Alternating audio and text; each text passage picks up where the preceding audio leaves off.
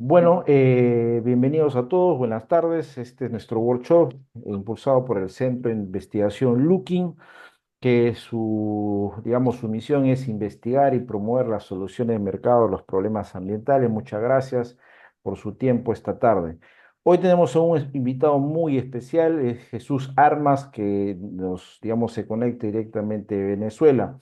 Jesús Armas es ingeniero industrial, máster en políticas públicas de la University of Bristol. Ha sido Obama Scholar de la Columbia University, candidato a PhD en ciencias políticas, presidente del think tank Ciudadanía Sin Límites, que está enfocado en investigar y promover reformas de políticas públicas en el área del agua y la energía.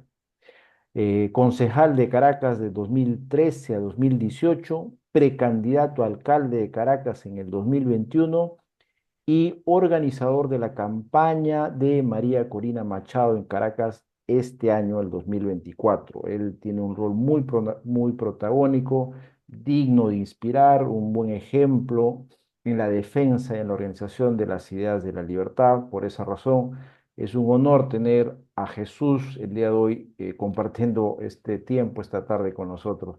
Bienvenido, Jesús. Muchas gracias. Adelante. Muy buenas tardes a ti, a todos los que están acá acompañándonos el día de hoy. Bueno, para mí es un honor poder conversar con ustedes, especialmente en medio de estos tiempos tan convulsos para Venezuela, que podamos tomarnos unos minutos para hablar de estos temas que son tan relevantes para todo el planeta. Es algo clave y bueno, yo lo que voy a tratar de hacer es tomarme alrededor de unos 20 minutos para mostrarles algunas ideas que quiero compartir con ustedes. Estoy seguro que si esta ya es la octava sesión y si ustedes, como me contaban, son personas que tienen interés por todo este tema del cambio climático y la transición energética, pues después podremos tener una conversación interesante, o escuchar sus comentarios, sus preguntas. Y por sobre todas las cosas, si alguien quiere comentar algo en específico de Venezuela o la región, también podemos meternos por allí. Entonces, yo les traje una pequeña eh, presentación. Déjame ver si se ve acá, un segundito.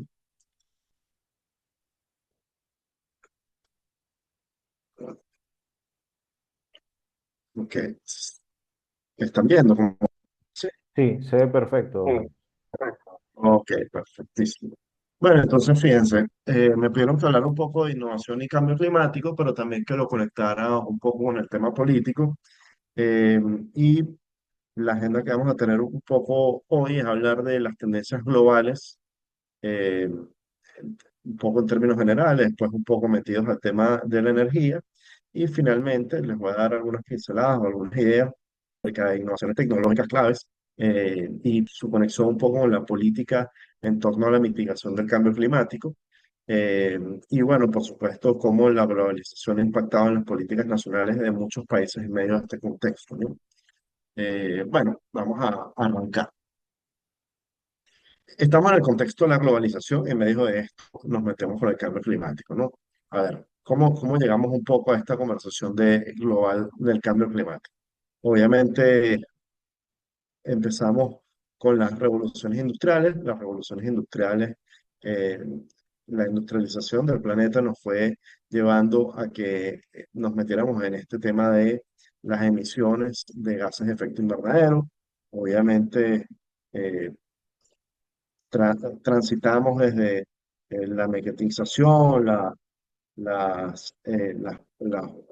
máquina de vapor, hasta hoy en día la era digital y cibernética en la que estamos, algo bastante obvio, pero lo que no es tan obvio es cómo a su vez todo este tema del avance tecnológico y también del avance de las ideas políticas nos permitieron pasar de un mundo que en términos generales era pobre. Podrías tener desigualdad, habría unos reyes, habría una gente en estado de muchísima más pobreza, pero en términos generales, si eras un rey en el siglo XVI, eh, pues estabas en condiciones mucho peores de las que pueda estar una persona que hoy consideremos en pobreza o pobreza extrema, porque, bueno, desde cosas tan sencillas como el acceso al agua, como poder comprar ciertos alimentos, como poderlos cocinar, etcétera, etcétera, cosas que son muy obvias, ¿no? Y obviamente, a finales del siglo XVIII, principios del siglo XIX, pasan una serie de cambios tecnológicos, obviamente, todo lo que tiene que ver con las revoluciones industriales, hoy estamos en la cuarta, lo vimos antes, pero sobre todo con cambios institucionales, eh, la, el avance del capitalismo y, por supuesto, del Estado de Derecho y las distintas versiones de estados modernos que tenemos el día de hoy, y especialmente los estados que tienen por sistema la democracia liberal, ¿no? Y esto nos permitió que hoy estemos en este momento histórico que llamamos, muchos economistas e historiadores llaman The Great Enrichment o el momento del gran enriquecimiento, ¿no? Entonces, en medio de ese contexto, de esta etapa del gran enriquecimiento, bueno, están pasando cosas, han venido pasando cosas muy importantes, especialmente desde los 90, desde la caída del muro de Berlín en el año 89, donde claramente las tarifas al comercio fueron bajando de manera progresiva, las barreras al comercio, y eso aquí vemos como desde el Reino Unido, que bueno, siempre tuvo bajas barreras por su vocación capitalista, pero otros países como la India han venido bajando estas barreras, por supuesto como Brasil, etcétera, y se han venido convirtiendo desde ese momento para acá en unos players importantes en la economía global. En ese mismo contexto, vemos como en la medida que vas bajando las barreras, por supuesto, va creciendo el porcentaje de el comercio en lo que se refiere al Producto Interno Bruto global, ¿no?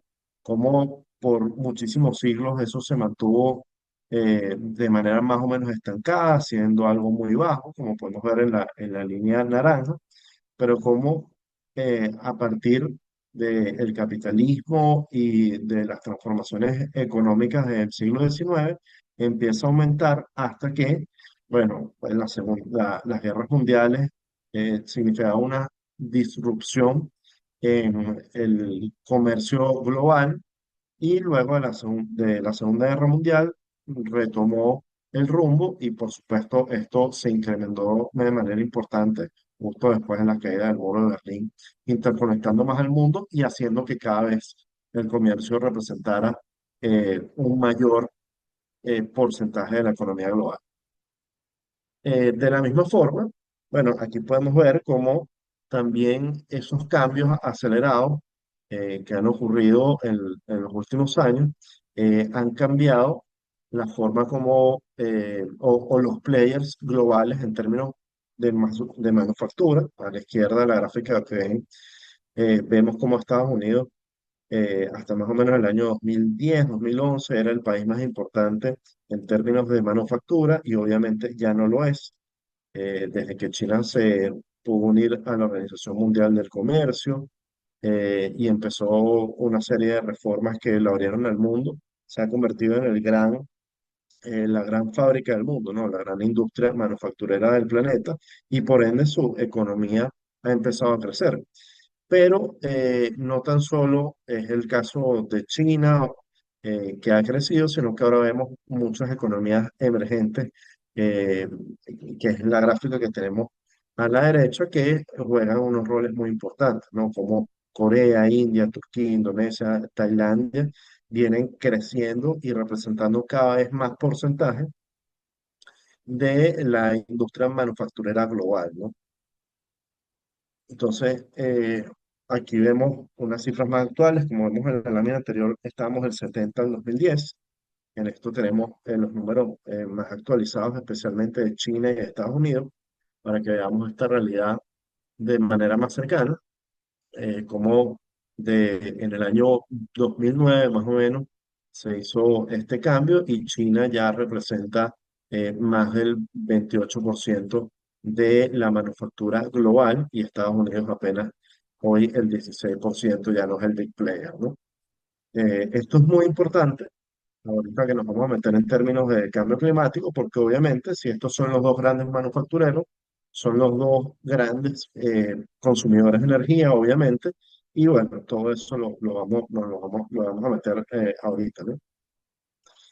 Por supuesto, esto ha hecho que China tenga un mayor porcentaje de la economía global, eh, y que otras economías emergentes sean jugadores muy importantes y ya el G7 no tenga eh, el porcentaje más importante, ¿no?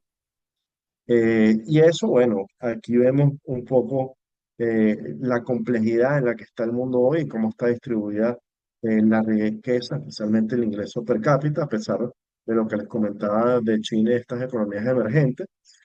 Pues sigue habiendo muchísimos países rezagados, entre esos el mío. Ahí vemos como Venezuela es el que está en el color más resaltante allí en Latinoamérica, con algunos países de Centroamérica, por supuesto los países de África, etcétera, ¿no? Sabemos como toda esta complejización de la economía global, el aumento, el nacimiento de estas nuevas o economías emergentes no necesariamente se distribuyó de manera equitativa en el planeta, ¿no?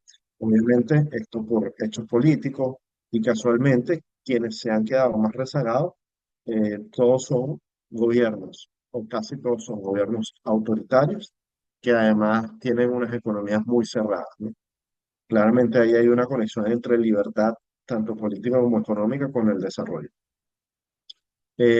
Bueno, y aquí vemos también otro tema que complejiza muchísimo más la economía del contexto hoy, que es por supuesto la deuda que tienen los países, ¿no? Pero, eh, sin duda alguna, la inflación, que parecía que era un fenómeno que de alguna forma había desaparecido, había sido controlado durante la década de los 80 y los 90 en casi todo el mundo. Obviamente las ideas de Friedman, etcétera, de la política monetaria lograron controlar eso por mucho tiempo, pero bueno, la pandemia hizo que aumentara el gasto público y por eso la inflación es otra vez un tema en muchos lugares del mundo que ya pareciera estarse controlando, sobre todo en Europa y en Estados Unidos, ¿no? Y de la misma forma, o sea, nos encontramos un mundo globalizado, un mundo interconectado, economías emergentes, donde el centro manufacturero del mundo cambió, pero cada vez la gente necesita y consume muchísimo más productos. Y las economías eh, que de alguna forma han liderado la industrialización durante 200 años, hoy se encuentran de frente con el cambio climático. Es decir, desde el año 2014 que el panel intergubernamental que rige las Naciones Unidas, que ha venido investigando este tema del cambio climático, sacan este informe que ha sido probablemente el más trascendental en el año 2014, que nos lleva al año 2015 a la COP y al Acuerdo de París. Y en ese Acuerdo de París, pues empieza la conversación global o el acuerdo global para poner en el foco de la política eh, la mitigación del cambio climático, pero en ese momento también empiezan ciertas diferencias entre el mundo quizás más desarrollado y el mundo que había estado más rezagado, ¿no? ¿En términos de qué? Bueno, pues, hay muchos liderazgos del mundo emergente que dicen que hoy se empiezan a industrializar o que hoy representan la mayor capacidad industrial, como es el caso de China, que dicen, miren, durante siglos ustedes contaminaron, el mundo rico contaminó, y ahora nosotros tenemos que pagar los platos rotos de lo que ustedes hicieron y eso va en contra de nuestro desarrollo. Entonces, todo esto ha generado una serie de debates importantes. Pero fundamentalmente, en ese acuerdo del país y lo que está buscando el mundo hoy es que, como vemos en la gráfica, que la tendencia, disculpa, que la tendencia del crecimiento de la temperatura global pueda de alguna manera mitigarse de manera importante, o sea, esa temperatura producida por los efectos de la acción humana, y que podamos no sobrepasar la línea de 1,5 grados centígrados de aumento de temperatura eh, en los próximos, o sea, de aquí al 2100, ¿no? Pero fíjense, hay varios caminos que esto puede tomar. Aquí hay unas distintas predicciones de escenario, como ven, cada una de estas líneas representan en lo que podría pasar. Podríamos tener escenarios como la línea morada de arriba, donde podríamos estar llegando ya a partir del 2050 o quizás un poquito más adelante al aumento de 2 grados centígrados si no hacemos nada. O si hacemos todo bien, podríamos tener la línea verde más oscurita, que es la que está abajo, que es, bueno, que tengamos un aumento apenas de 1 por debajo de 1 grado centígrado. Pero de todas, va a seguir aumentando la temperatura del planeta y es un acuerdo al que llegan la mayoría de los expertos en el mundo, ¿no? Entonces, en este contexto, el mundo se pone de acuerdo en identificar qué hay que hacer para poder mitigar los efectos del cambio climático y cuáles son las industrias o las acciones humanas que más generan gases de efecto invernadero. Entonces, de menos a más ellos, o sea, la evidencia demuestra que eh, el área de los desechos representa el 3,2%. El área de la industria representa 5,2% y el área de la agricultura y el uso de la tierra el 18,4%. Pero es el consumo de energía lo que representa un mayor porcentaje, el 73,2%, distribuido de la forma como ven por acá, donde el uso de la energía en la industria representa el 24,2%, en el transporte 16,2%, y el uso en edificios que puede ser, bueno, de manera comercial o de manera residencial, alrededor de 17,5, ¿no? Entre otros usos. Entonces, hoy buena parte de la política y de el pensamiento en torno a cómo mitigar el cambio climático está fundamentalmente basado en cómo hacer la transición energética por esto y además, cómo hacer las industrias mucho más eficientes, el transporte mucho menos dependiente de los combustibles fósiles y más dependiente de los automóviles transportados por electricidad o movidos por electricidad, ¿no? Y por supuesto también hacer mucho más eficiente el consumo de energía en las edificaciones. Eh, bueno, esto creo que, ajá. Y para hacer esto, se plantean distintos escenarios. Estos son más o menos lo que plantea la Agencia Internacional de Energía, cómo podemos tener distintos escenarios. Para ellos eh, hay dos escenarios más o menos extremos, que son eso que dice NZE, es el Net Zero escenario, y el de arriba es el STEPS, que es otro de los escenarios que proyecta la Agencia Internacional de Energía. Pero bueno, deberíamos apuntar hacia el net cero, que podamos lanzar a la atmósfera un poco menos, o sea, sí, un poco menos de 25.000 toneladas, gigatoneladas de CO2 de aquí a 2030. Y para eso, o hay una suerte de acuerdo en buena parte del mundo, que hay que hacer una serie de cosas, que aquí las vemos. Retirar, eh, retirar las tecnologías que ensucian más o que contaminan más lo más rápido posible, hacer muchas de estas tecnologías mucho más limpias, construir edificaciones y infraestructura en el mundo que sea baja en emisiones de carbono o de gases de efecto invernadero y, por supuesto, hacer unos cambios de comportamiento en la ciudadanía que ayude a evitar la demanda de los combustibles fósiles y de estos efectos contaminantes, ¿no? Pero bueno, todo esto implica mucho dinero, muchísimo dinero. Esto es un chiste que usamos a veces en el mundo de la energía, donde si vas a pagar, la energía tiene tres cosas para escoger: Visa, Master, o puedes pagar con un riñón, ¿no? Y sería el riñón de las naciones, que es lo que vas a poder eh, eh, pagar toda esta tecnología y todos estos cambios que se necesitan. Y además, todo esto que necesitamos hacer, que no es poca cosa, lo que les comentaba antes, y luego lo vamos a profundizar, sucede en medio de un contexto global en el cual pareciera que hay un caos y cada vez el mundo está más fragmentado. Es decir, el mundo necesita ponerse de acuerdo en algunos cambios mínimos para poder avanzar hacia la transición energética y hacia la mitigación del cambio climático, y al mismo tiempo hay muchas agendas globales distintas que impiden que se puedan llegar a acuerdos que de verdad tengan sentido, que protejan la actividad económica, que nos puedan ayudar a continuar con la mitigación de la pobreza, que nos permitan tener libertades económicas y al mismo tiempo proteger el medio ambiente. Entonces, obviamente, tenemos las diferentes agendas entre la lucha de las dos potencias, tenemos el tumulto social que vemos constantemente desde Francia hasta Latinoamérica, eso creo que lo tenemos todos muy acostumbrados en la región. Por supuesto, los grupos de presión social que intentan poner en boga o luchar por la agenda del cambio climático, gente como Greta Thunberg y todo ese movimiento, que quizás llevan las cosas al extremo.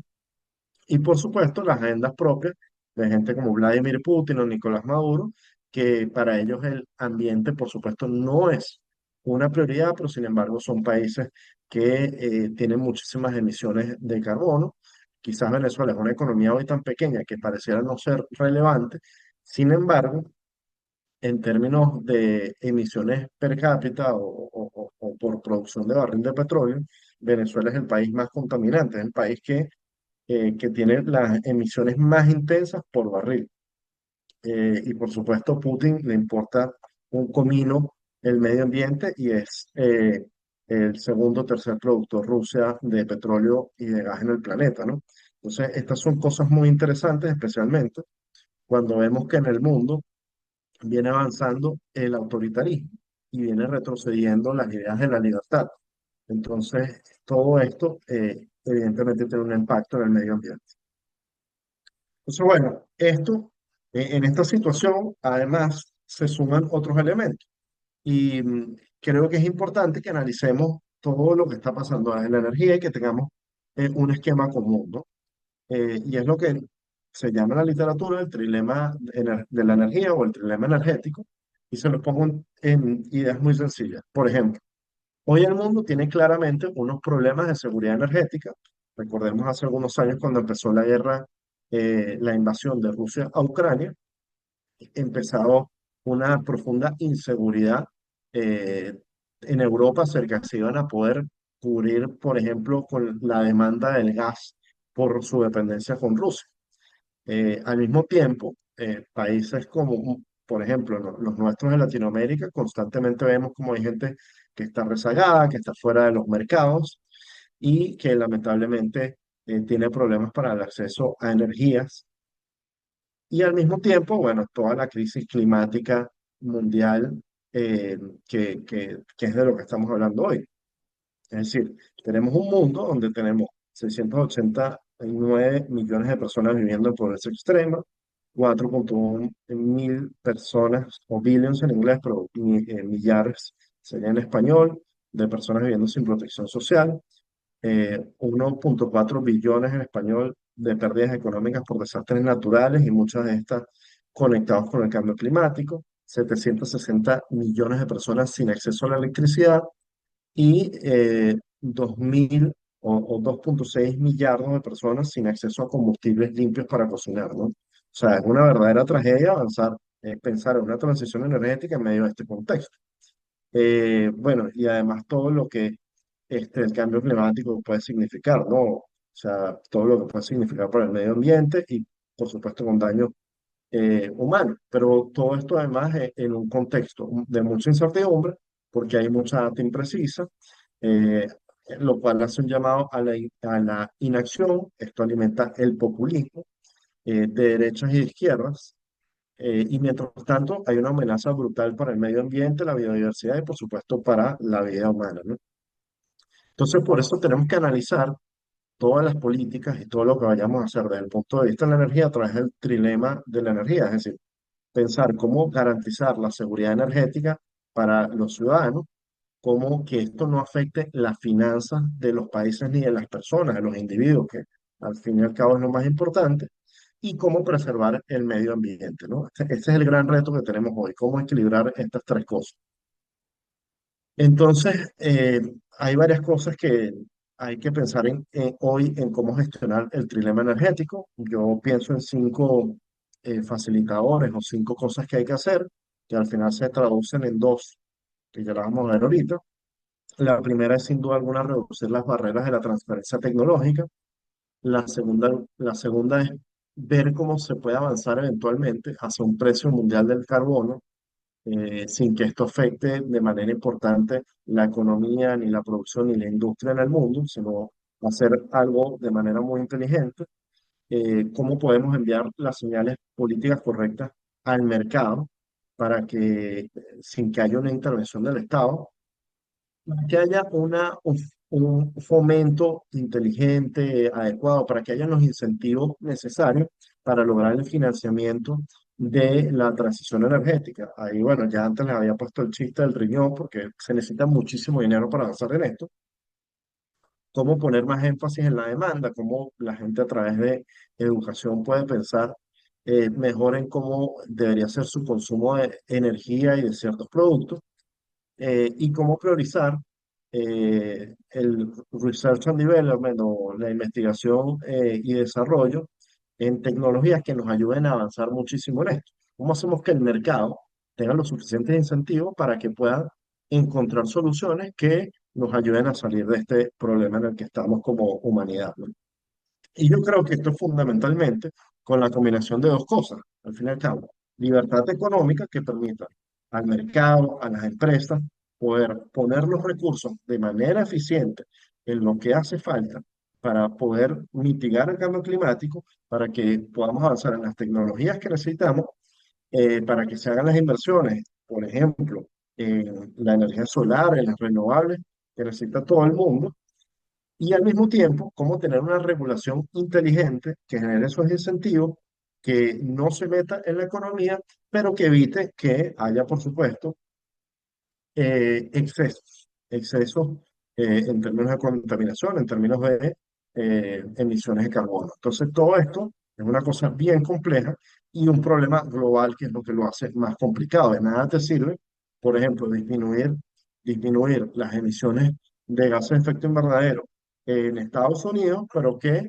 en China sigan aumentando de manera importante o viceversa. Es decir, pongo estos dos países como ejemplo. Pero lo que quiero decir es que esto tiene que resolverse de manera global y no es un problema nacional como muchos otros, ¿no? Entonces ustedes se preguntarán, bueno, ¿cómo se hace una transición energética y si es esto posible? Y la verdad es que sí lo es. No es la primera vez que el mundo vive una transición energética, no es la primera vez que hacemos un salto de nuestra forma de movernos y de consumir energía. Yo creo que esta foto de Nueva York, con diferencia de unas pocas décadas, lo demuestra. Ahí vemos cómo la energía que se consumía eran caballos de fuerza, pero literales, se movían las personas a través de carretas, y cómo se dio ese salto hacia el motor de combustión, hacia los automóviles, ¿no? Y la verdad es que ese salto hacia el motor de combustión ni siquiera fue la primera vez que hubo una transición energética. El mundo fundamentalmente o sea, la humanidad durante buena parte de su existencia dependía de la leña como principal combustible, y después vimos cómo se dio ese salto al carbón y cómo del carbón dimos luego el salto a los otros combustibles fósiles como el petróleo y el gas. Digamos, estos procesos son muy complejos, ni siquiera hoy se puede decir que hayamos hecho una transición completa al petróleo y el gas, al punto de que el carbón sigue siendo muy importante en muchos países y en muchas economías para poder generar electricidad, pero sí se hizo un cambio importante, una transición importante, y eso es lo que aspiramos. Tenemos que tener muy claro que nosotros no vamos a poder lograr en los tiempos más extremos, que piensan los escenarios más extremos, lograr la transición energética, siempre va a haber algunos rezagados en este juego, algunos por necesidad y otros por decisión o por malas decisiones, pero nunca sucede esto de manera tan inmediata, ¿no? Entonces, bueno, quería compartir con ustedes, en medio de esto, entender un poco cuáles son las tendencias hoy en el mundo de la energía, porque eso nos va a permitir tener más herramientas para pensar en qué hay que hacer en medio de esta situación para avanzar en atender el cambio climático. Y la tendencia número uno es que sin duda alguna existe un dominio de los combustibles fósiles todavía, ¿no? La industrialización y la globalización sin duda han dado paso a una combinación energética más diversa.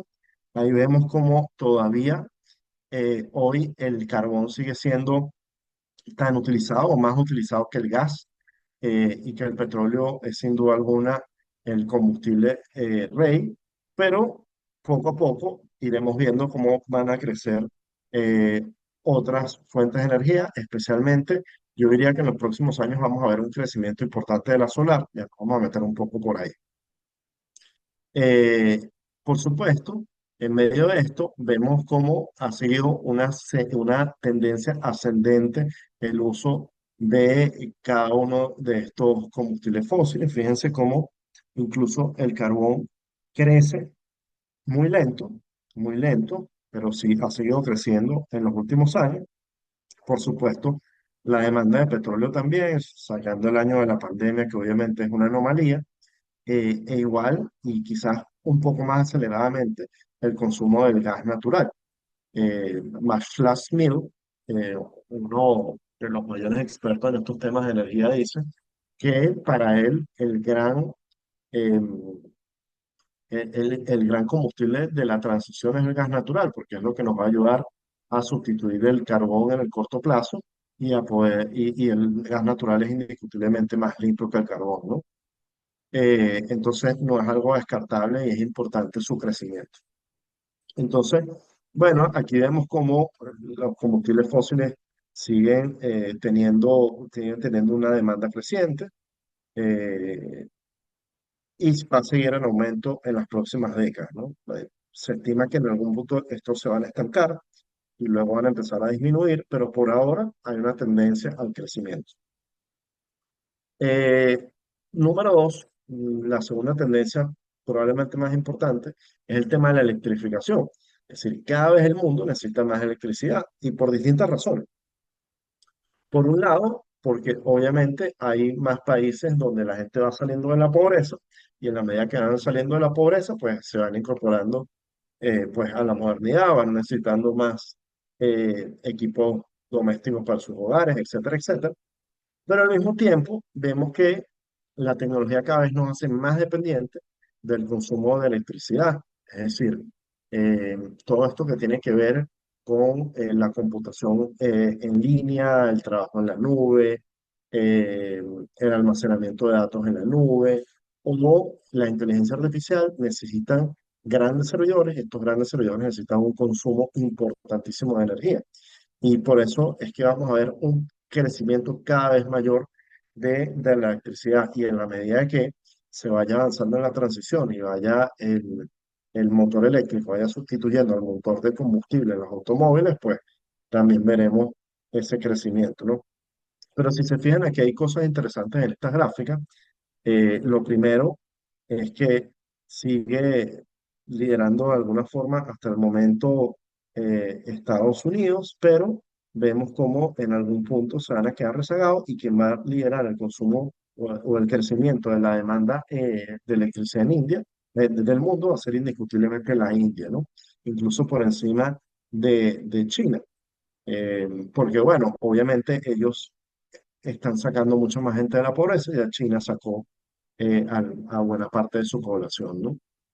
Y luego, en la gráfica de la derecha, vemos cómo viene creciendo y va a seguir creciendo una tasa importante la oferta de energía solar, pareciera que es la que más va a crecer en en los próximos años en el mundo, porque en la medida que se van abaratando las tecnologías, pues se va haciendo cada vez más atractivo, ¿no?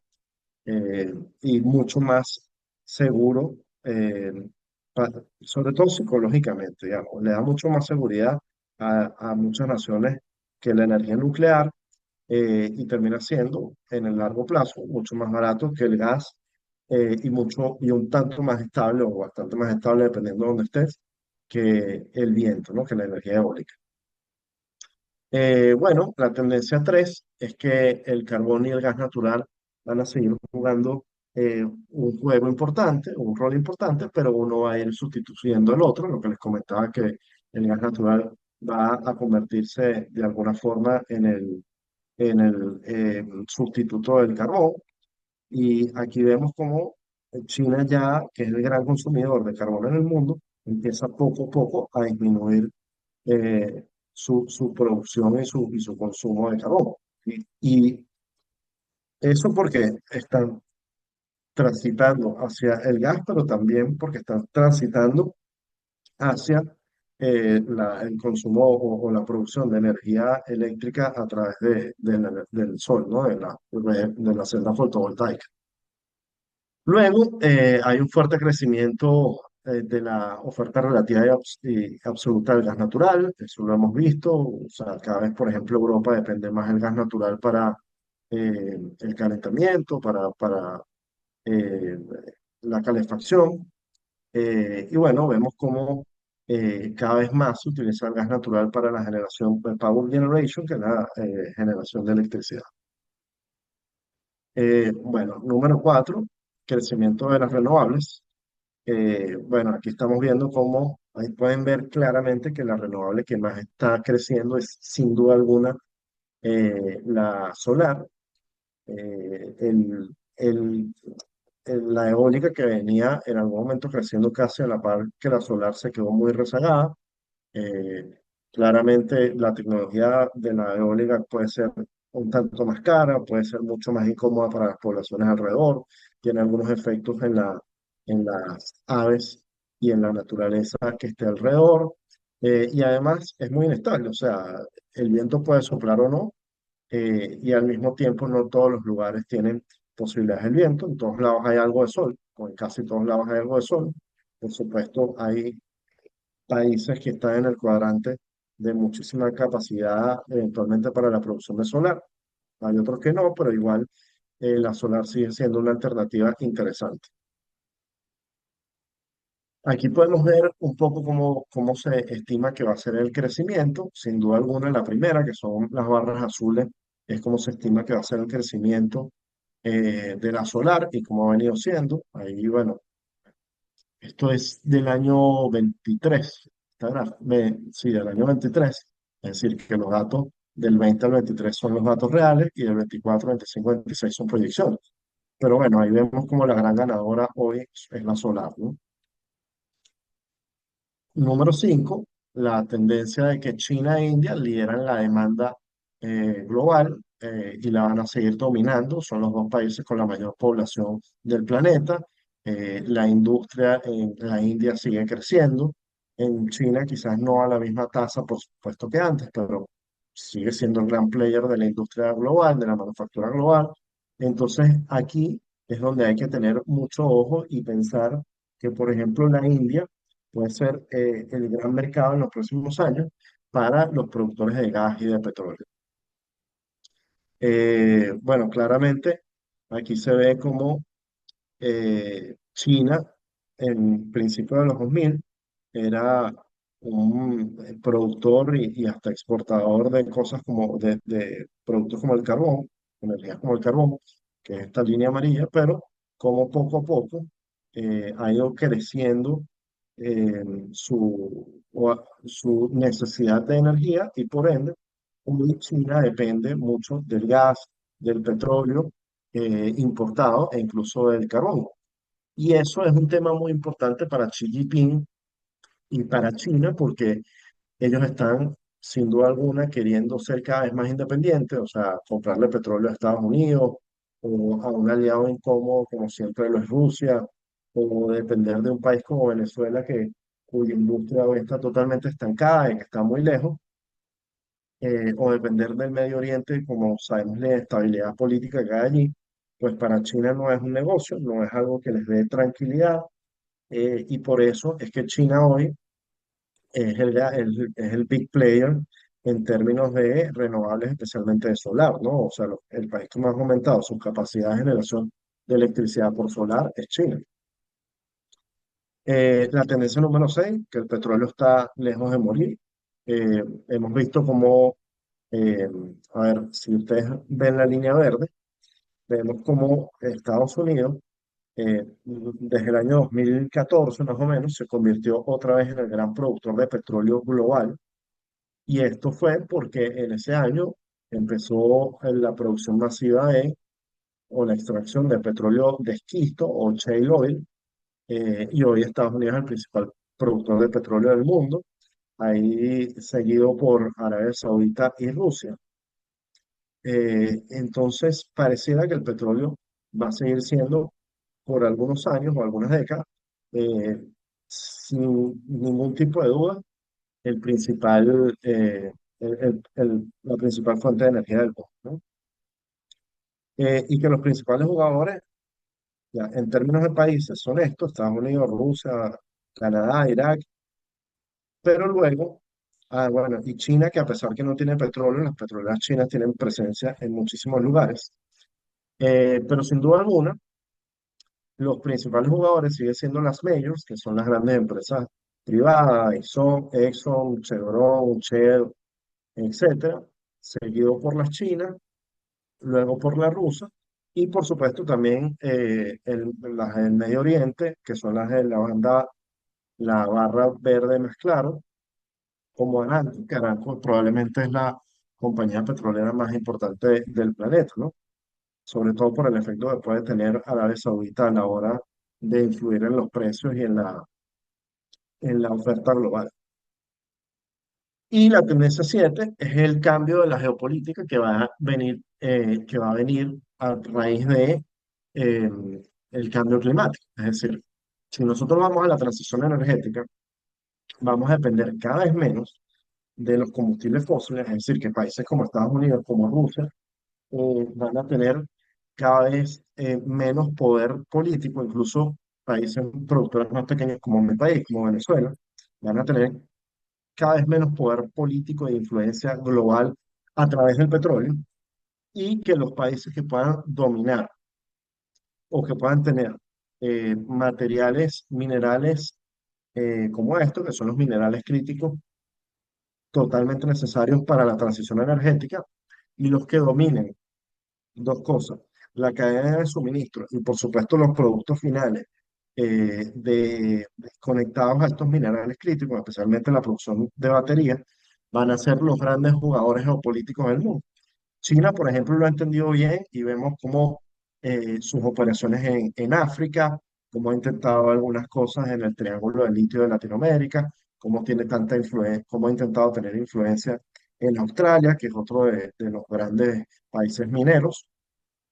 Pero sin duda alguna, lo más importante que ha hecho China es controlar la cadena de suministros y al mismo tiempo ser los grandes productores globales de baterías de litio, necesarias, como ustedes saben, para los celulares, las computadoras, pero también para los automóviles eléctricos. Entonces, China pareciera que va a avanzar muchísimo en esto. Estados Unidos pareciera que está empezando a darse cuenta de la necesidad que tiene de involucrarse en este mercado global, pero creo que es muy importante tener esto en cuenta, ¿no? Eh, Fíjense cómo se proyecta que hoy, aquí comparando la importancia del carbón y con lo que va a representar económicamente el carbón versus lo que van a representar los minerales críticos. Hoy el carbón es indiscutiblemente una economía mucho más grande, ¿no? Un mercado mucho más grande. Pero para el 2040 se estima que ya los minerales críticos van a ser muchísimo más grandes que el carbón. Y probablemente esta proyección se quede corta. Entonces, bueno, para finalizar esta parte de mi exposición y más bien escucharlos a ustedes y que podamos tener una conversación, les quiero dejar 7 ideas de cosas en las que hay que poner el foco en los próximos años. Por supuesto, China y su avance en la producción de energía solar y los automóviles eléctricos. De hecho, los automóviles eléctricos chinos están saliendo de muy buena calidad y a precios muy bajos. Y esto ha encendido las alarmas de, por ejemplo, de Tesla y de Elon Musk. Y una de las razones por las cuales Elon Musk está acompañando a Donald Trump es para que pueda haber unos muy altos aranceles a los automóviles chinos para que Tesla se pueda seguir manteniendo competitivo en Estados Unidos, lo cual nos trae una reflexión muy dura, porque al haber estos altos aranceles, claramente eso es lo que va a terminar es impactando en el consumidor final, y pareciera que si estas tendencias, esta visión de barreras comerciales, esta visión eh, se mantiene, pues va a disminuir el comercio global y pueden aumentar las tensiones políticas en el mundo. Y eso es muy claro, una de las cosas o uno de los motivadores de las guerras mundiales fue cuando los países se comenzaron a cerrar y el comercio disminuyó. Entonces, yo creo que es muy importante que el comercio global se siga manteniendo, porque al final, y ustedes lo saben, uno no se pelea con sus socios comerciales tan a la ligera, ¿no? Uno, si depende de algo de alguien, uno no se pelea con el panadero, uno no se pelea con el que le vende la cerveza o con el que le vende la comida, uno trata de llevar buenas relaciones, no como bien lo decía Adam Smith, ¿no? No porque por la bondad del panadero ni por una conexión sentimental, sino porque sencillamente te interesa su producto y a él le interesa venderte. Entonces, esto ayuda de alguna forma a mantener la paz. Número dos, el tema de las baterías y el almacenamiento. Esto va a ser fundamental porque cada vez vamos a necesitar más minerales críticos. Eso va a tener otra serie de impactos medioambientales e impactos políticos en muchos países, en muchos lugares donde se ha avanzado muchísimo la minería de estos minerales críticos. Ha sido a costa del medio ambiente, pero también a costa de las comunidades que están alrededor de esos lugares mineros, ¿no? Hemos visto cómo se ha contaminado el agua de muchos de estos lugares, cómo donde la minería no está bien regulada, esto ha traído violencia, ha traído bandas criminales, o sea, todo esto es bien complejo, y es muy importante. Y también ha traído pues, el avance de la vocación imperialista, por ejemplo, de China en países como el Congo, ¿no? Donde prácticamente se han impuesto para poder explotar los minerales que tiene el Congo.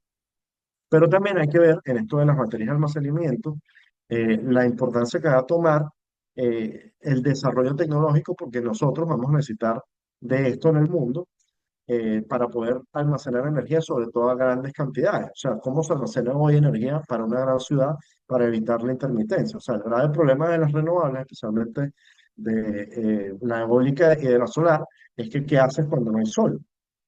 ¿Qué haces en la noche? ¿O qué haces cuando no hay viento? Necesitas almacenar energía durante el día.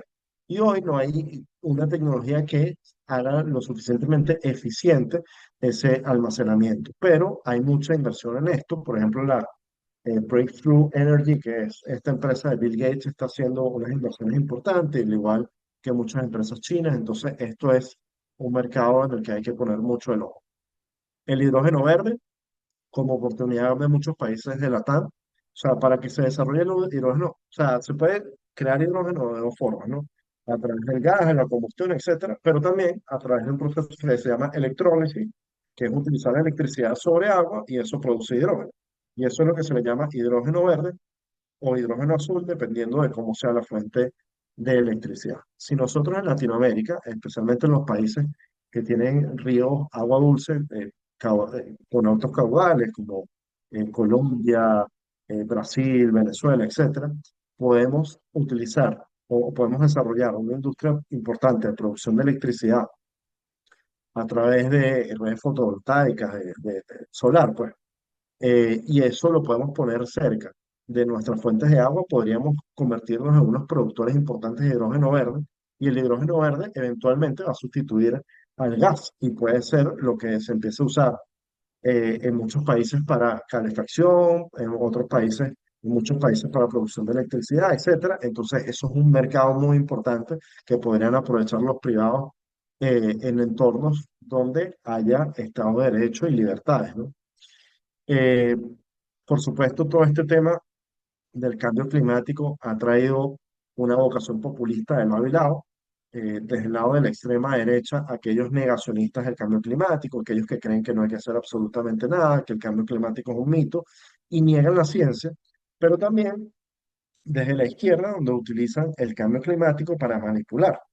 Es decir, yo voy a poner nuevamente el caso de Venezuela. Venezuela, dentro de los planes de Maduro, dentro de su discurso en los organismos internacionales, pone en el centro el cambio climático y dice que Venezuela es un país solvente y que está trabajando hoy para mitigar los efectos del cambio climático. Y la verdad es que eso es sencillamente populismo. Hoy Venezuela es un país que contamina muchísimo, que no solamente es el país, como les dije, con las emisiones más intensas de carbono de la industria petrolera global, sino que además, con la mayor intensidad por barril de petróleo, sino que además es un país que constantemente, por tener una industria estatizada y sin ningún tipo de regulador, porque el Estado se paga y se da el vuelto, tiene constantemente derrames que están destruyendo los mares venezolanos y la fauna y la flora que allí está, ¿no?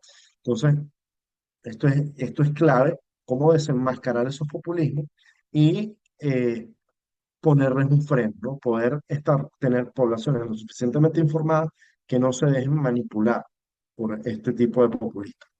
Por supuesto, las tecnologías de captura de carbono, ya hay algunas que se están usando, pero esto necesita muchísimo más desarrollo. Luego, políticas como el Inflation Reduction Act en Estados Unidos o los distintos Green Deals, los que se han propuesto en Estados Unidos, pero también los que han venido avanzando en Europa, en donde pareciera, desde mi punto de vista, que no están poniendo el acento donde debe ir. Mucho de esto está siendo una política muy estatal, muy de economía planificada y que en el mediano plazo puede traer algunas cosas positivas, porque obviamente si sueltas tanto dinero en el mercado, algunas cosas pueden funcionar, pero mucho de lo que va a traer son como efectos cazadores de renta, que son gente que no va a estar pendiente de desarrollar tecnología, sino que va a estar pendiente de cómo conseguir prebendas, subsidios o dinero del Estado. Dicho esto, cierro por acá, espero que haya sido de provecho esto y más bien quisiera escucharlos a ustedes ahora, bueno, sus opiniones, sus comentarios, etcétera. Gracias, Jesús. Muy, muy interesante. A ver si tienen alguna pregunta o vayan pensando, porque Jesús nos hablaba de temas muy, muy, muy, muy importantes en relación a la política y el cambio climático. Yo quiero plantear dos preguntas, José, de inicio. Primero, indicaste que ha subido bastante la energía renovables, ¿no es cierto? Ahora, esto digamos, ¿hasta qué punto ese incremento del porcentaje es real en una economía de mercado, como empresarios que están compitiendo, o mucho de eso es subvencionado por los estados y está canalizándose mucho dinero subvencionado de repente es una supuesta burbuja que está creciendo y puede reventar en cualquier momento? Esa es mi primera pregunta. Y mi segunda pregunta es, siempre dicen que el capitalismo está en contra del medio ambiente, que el capitalismo y la economía o crecimiento económico destruye, pero ¿hasta qué punto eso es cierto?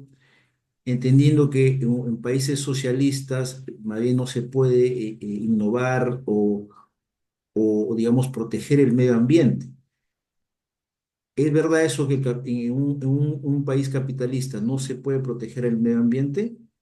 Y más bien en un país socialista sí se puede desmitificar eso. ¿Qué opinas en esos dos puntos? Ok, lo primero es que obviamente si hay un porcentaje de ese crecimiento de la energía solar que viene asociado a esta suma, lo que hay que entender, las renovables son un negocio y puede ser un negocio muy rentable tanto para los países, los ciudadanos, como para los empresarios. En términos de que, bueno, yo puedo hacer una inversión inicial importante en las celdas fotovoltaicas, puedo conectarme a la red y generar mi red de transmisión, eh, y eso puede, o sea, necesita un capital inicial significativo. Cada vez menos significativo porque en la medida que va avanzando la tecnología y al mismo tiempo que hay más competencia y se van haciendo más eficientes las celdas, disminuyen los precios gracias al mercado, gracias a esas dinámicas. Pero al mismo tiempo es un negocio, porque si nosotros tenemos mercados como el caso de Perú, ¿no? Donde ustedes tienen un mercado mayorista de electricidad, supongamos que tú estás compitiendo en generación con alguna forma de generación más tradicional como el tema del gas. Pues si yo soy el que está comprando la electricidad, obviamente el mayorista que está comprando la electricidad para el tema de la transmisión, obviamente voy a preferir comprar lo que sea más barato. En los momentos en donde el precio del gas suba, la solar es algo muy económico porque una vez que ya tienes la infraestructura instalada, el sol no te cuesta absolutamente nada. Entonces es un muy buen negocio eh, eh, vender electricidad y montar estas celdas fotovoltaicas. Hasta muy buen negocio, hasta para los particulares. Hay muchos casos en el mundo donde la gente se vuelve autosostenible, pues, autosustentable en términos de energía de sus hogares a través de estos paneles solares, pero al mismo tiempo las empresas que los hacen, pues se lucran al venderlo. Entonces, obviamente sí, ahí hay una oportunidad de negocio importantísima con la solar y que puede traer, como les comentaba, otras oportunidades de negocio a mediano plazo, como el hidrógeno verde. Entonces, esto es muy interesante porque, y esto lo entienden muy bien las petroleras, ¿no? Y muchas de las petroleras han dejado de llamarse a sí mismas compañías de petróleo y han avanzado a llamarse compañías de energía porque entienden que si ellos lo que saben hacer son cosas, el negocio de energía, pues tienen que innovar y avanzar, o sea, no se pueden quedar atrás como le pasó a Kodak. Y luego lo que tú hablas de la conexión entre capitalismo y medio ambiente, pues cuando tú revisas las economías más abiertas, los estados más liberales, son aquellos donde, liberales desde el punto de vista clásico, son aquellos donde que contaminan mucho menos, en donde tienen ese equilibrio de un mercado que ofrece mejores soluciones y al mismo tiempo un Estado que por ser limitado y quedarse en su rol de regulador, tiene la posibilidad de legislar y de hacer un contrapeso a las empresas. Entonces se genera un círculo virtuoso en las economías capitalistas que tienen además democracia y libertad política, ¿no? Ahí se genera un círculo virtuoso, porque además el ciudadano empieza a tener cada vez más una voz en estas economías y en estos contextos de las democracias liberales, y eso permite, por ejemplo, que se creen, a ver, las empresas viven de las ventas, y hay muchos movimientos hoy donde si la empresa contamina mucho, se utiliza mano de obra infantil, etcétera, etcétera, los consumidores dejan de consumir esas marcas y les hace un daño económico, algunas quiebras, algunas tienen que cambiar sus prácticas y esto es muy importante y muy interesante. Entonces, claramente, en los lugares donde hay mejores posibilidades de eh, tener un medio ambiente más limpio y donde hay un medio ambiente más limpio hoy, donde hay mayor protección del medio ambiente, son las democracias liberales capitalistas, sin duda alguna. Muchas gracias, Jesús. Hay una pregunta de Félix. Adelante, Félix. Félix, te escucho.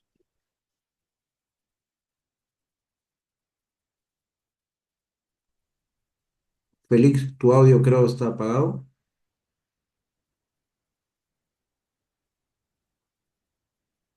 Sí, Ahora sí. por favor, quisiera que formular dos o tres preguntas al expositor. La primera relacionada con lo que acaba de preguntar nuestro amigo Edwin Sarr, ¿no? Acá en el Perú, por ejemplo, la energía solar que se está desarrollando rápidamente en el sur del país, ¿no? Donde hay presencia de brillo solar durante más horas y durante más meses, durante más horas en el día y durante más meses en el año, sobre todo en Arequipa, Moquegua. No, pero las empresas eólicas que se están desarrollando reciben subsidios, ¿no? Porque todavía no es competitiva la energía solar sobre las otras energías, ¿no? Claro que esa brecha está disminuyendo, ¿no? Como tú, como expositor, has manifestado, las celdas solares, ¿no? Por ejemplo, están bajando de precio, ¿no? La tecnología es cada vez mejor, más eficiente y está bajando de precios, pero todavía hay una brecha que no se ha cubierto, hay que tener cuidado en ese aspecto, ¿no? Por otro lado, quisiera saber sobre China, ¿no? Hay un desarrollo como expositor, ¿no? Lo ha manifestado muy bien, bastante grande en lo que se refiere a producción de vehículos eléctricos. Ya nos ha indicado que inclusive son de calidad y de menor precio que vehículos producidos en el mundo occidental, a tal punto que Trump y otras voces en Estados Unidos están planteando pues aranceles altos, ¿no? Para los vehículos chinos, ¿no? Eh, ¿Quiénes están produciendo esas tecnologías en China? ¿Empresas privadas o empresas de Estado chino? Bueno, por ahora eso. Bueno, fíjate, la verdad es que China es un poco complicado porque en teoría son empresas privadas, pero muchas de estas empresas privadas reciben subvenciones, reciben subsidios que hacen también que su precio sea competitivo, ¿no? Y que muchas de estas empresas siempre están vinculados a gente del Partido Comunista Chino, pero muchas de ellas sí tienen una lógica en el mercado, si son empresas privadas, entre comillas, ¿no? Eh, pero sí, en buena medida es el mercado quien está produciendo estas soluciones más económicas y de mayor calidad. Y con respecto a lo primero, obviamente el gap no se ha cerrado totalmente, pero hay unos incentivos para los ciudadanos y para los estados de invertir en estas tecnologías verdes, obviamente para mitigar el tema del cambio climático, pero hay que tener un poco de paciencia. Sin duda alguna, en la medida que esto se vaya haciendo más negocio y más interesante, van a venir mejores precios y va a haber más gente interesada en invertir. Y como te dije, eh, tú haces la inversión inicial, montas tu celda, tienes un mantenimiento mínimo, por supuesto, pero no tienes que pagar gas o barriles de petróleo o diésel eh, todos los días, ¿no? Entonces, eso también es un ahorro, ¿no?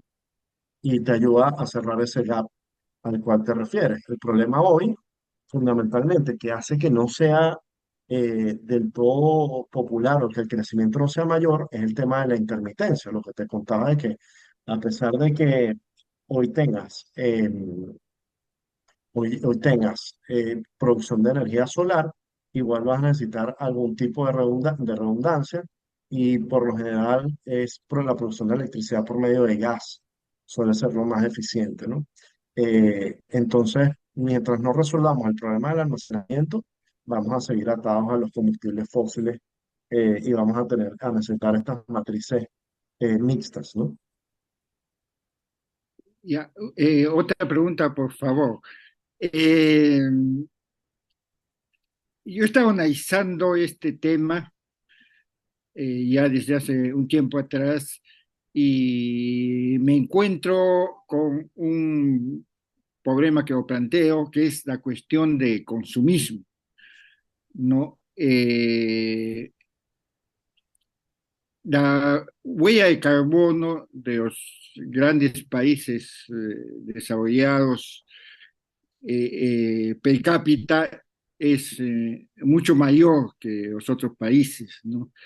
Y, y esto se debe en gran parte a que los habitantes de estos países eh, tienen un ritmo de consumo, un grado de consumo demasiado alto, inclusive ya de necesidades que son pues no son las primarias ni siquiera secundarias. Por ejemplo, ¿no? Está cambiando de seguridades con frecuencia, ¿no? Están saliendo nuevos prototipos de seguridades, por poner un ejemplo, y ya hay gente de estos países de que a pesar de que su seguridad está en perfectas condiciones de funcionamiento, sin embargo, porque el nuevo celular trae alguna novedad en mejores fotos, por ejemplo, pues cambia de seguridad, ¿no? Y bueno, esto aumenta su huella de carbono. Entonces, los ideales, ¿qué podemos plantear frente a esta situación? Porque yo estoy elaborando la idea de que tenemos que plantear ya desde el liberalismo, ¿ah? La cuestión de que es necesario, eh, ¿cómo se llama?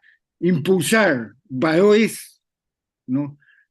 Que vayan hacia justamente a disminuir este asunto del consumismo. No podemos tener una sociedad sustentable desde mi punto de vista, por eso consulto, pregunto, eh, si, si tenemos, ¿no?, esta moda, este modo de consumir ya excesivo, ¿no?, que inclusive va contra el propio proyecto de vida del ser humano, ¿no?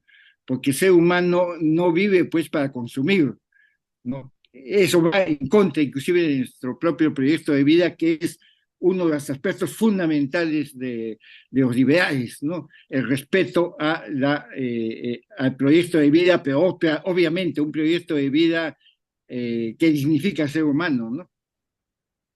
Me pregunto. Yo creo que a ver, ahí hay distintos tipos de consideraciones y lo que estás planteando la verdad es que es muy complejo, ¿no?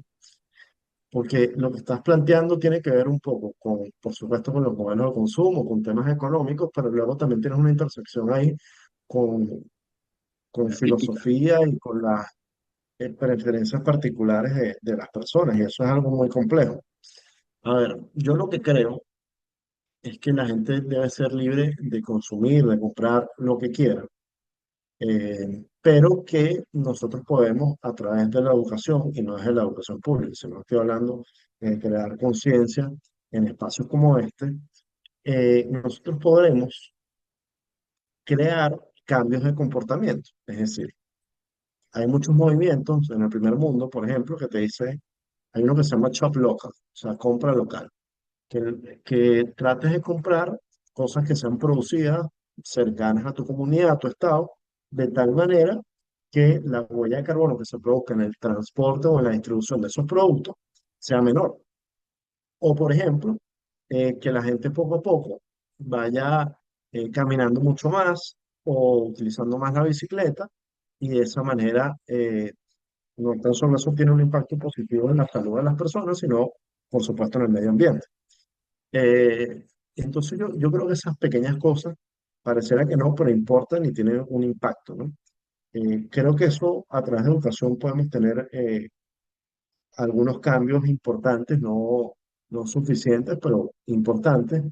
Y luego el tema de, bueno, si necesitamos o no las cosas, eso es una discusión filosófica profunda que no creo que nos dé este espacio, ¿no? Pero es muy interesante lo que plantea Félix. Gracias, Jesús. Gracias, Félix. No sé si hay alguna otra consulta para Jesús. A ver, yo quiero plantear una consulta que me llegó al chat, que es la siguiente. Indicaste que, Jesús, que, por ejemplo, en Venezuela hay mucho populismo sobre el tema ambiental, incluso Maduro dice que están haciendo cambios y todo es mentira, ¿no? Por ejemplo, en Colombia, su campaña de Petro también habló sobre el tema ambiental e incluso eso le permitió ganar.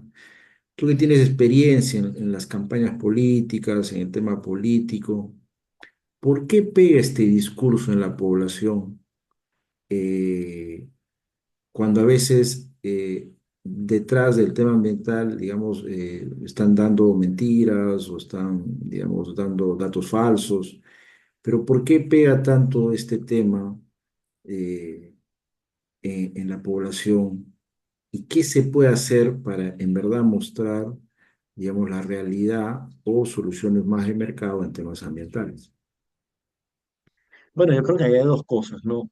La primera tiene que ver con que los argumentos de los populistas suelen ser argumentos muy sencillos, a pesar de ser falsos, muy sencillos, muy fáciles de argumentar y al mismo tiempo muy emocionales. Y al final, las verdades en el mundo no necesariamente son emocionales, muchas veces son racionales y explicar algo racional, algo donde tú te bases en datos, es decir, es menos probable que tú puedas recordar un número a que tú puedas recordar una emoción.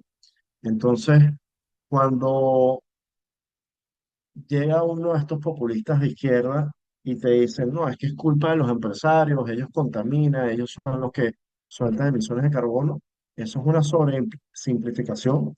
Y lo que no dicen es, por ejemplo, que gracias a el capitalismo es que hoy tenemos soluciones como la captura de carbono, como edificaciones más inteligentes y más eficientes en el consumo de energía, o que gracias al capitalismo es que tenemos industrias mucho más conscientes que bajan las emisiones, mientras que en países socialistas, como Venezuela, donde no hay ningún tipo de regulación porque el mismo Estado es el Estado empresario, eh, se contamina muchísimo más. Entonces, lo cierto es que eso es difícil de explicar porque necesitas data, necesitas información económica, necesitas información a veces hasta filosófica política, y es complejo, ¿no? ¿Qué tenemos que hacer nosotros? Bueno, uno, invertir mucho tiempo hablando con la gente, teniendo espacios como este, y dos, tener nuestra forma de conectar nuestra narrativa, que es la verdad, simplificarla, ponerla en términos fáciles de explicar, construir algunos voceros y algunas referencias que puedan ayudarnos a comunicar mejor el mensaje y eso a su vez conectarlo como una forma de empaquetar el mensaje que sea mucho más emocional, mucho más emocional. Ojo, y esto del populismo se aplica para la derecha y para la izquierda en sus extremos, ¿no? Es decir, cuando escuchamos por ahí populistas de extrema derecha que dicen, no, el cambio climático no existe, eso es una mentira que inventa la izquierda y los progresistas. También es una sobresimplificación y una mentira. Entonces, los liberales tenemos que apartarnos de aquellos que niegan el cambio climático y apartarnos de aquellos que dicen que la solución es únicamente el Estado y estar en el punto racional donde dice, es verdad, existe una crisis climática y la mejor forma de resolver este problema es a través de la libertad económica y las posibilidades de cada individuo de poder modificar sus comportamientos, crear y emprender para buscar soluciones y al mismo tiempo de tener una regulación inteligente que permita a los estados, en las democracias liberales, evitar excesos. Creo que eso es lo que tenemos que hacer. Muchas gracias, Jesús, excelente. Nos plantea un comentario en el chat, Nilton Vela dice, la voluntad política cambia todo y da educación en estos temas, una mirada más horizontal.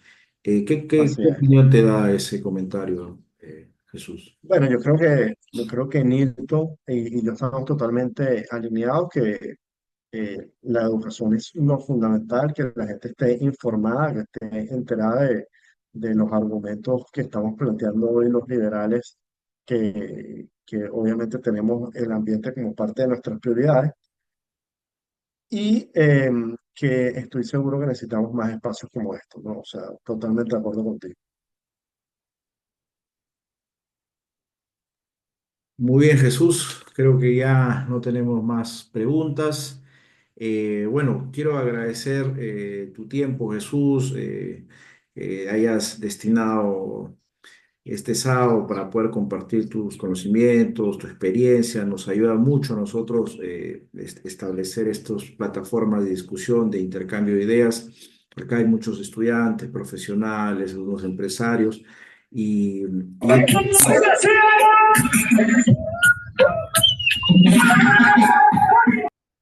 creo que se coló una música por ahí.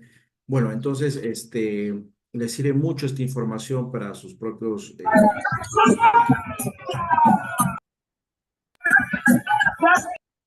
Ahí está el monte. Ya, puede ser que se cuele el sonido. Bueno, entonces, yo te agradezco, Jesús, vamos a- Bueno, tranquilo, de verdad que muchísimas gracias por esta invitación y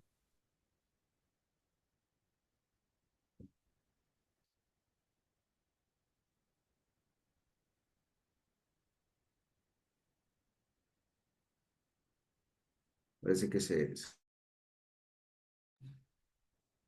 vamos a esperar.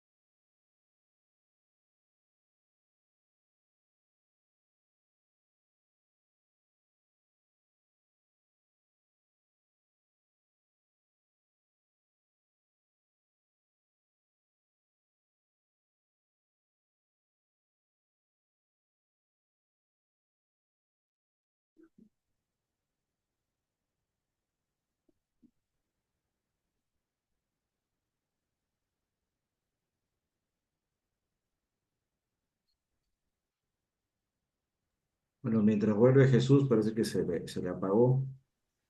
Vamos a esperar para despedirnos de Jesús. Bueno, eh, algunos anuncios. Este ya es nuestro último workshop, ¿no? Del programa de innovación y cambio climático. Eh, Todos los workshops van a estar en un playlist de un video, ¿no es cierto? Para que puedan ver todas las ponencias que hemos tenido. Hemos tenido más de 5 workshops. Entonces le vamos a pasar a cada uno de ustedes para que puedan ver los videos. Luego también en las siguientes semanas vamos a tener clases de tutoría para indicarles cómo deben terminar el programa, porque ahí en la plataforma están los temas, los cursos, ¿no? Que hay que acabar los módulos. Y para terminar el curso hay que acabar los módulos que están en la plataforma y también realizar un examen final, ¿no? A ver, un momento.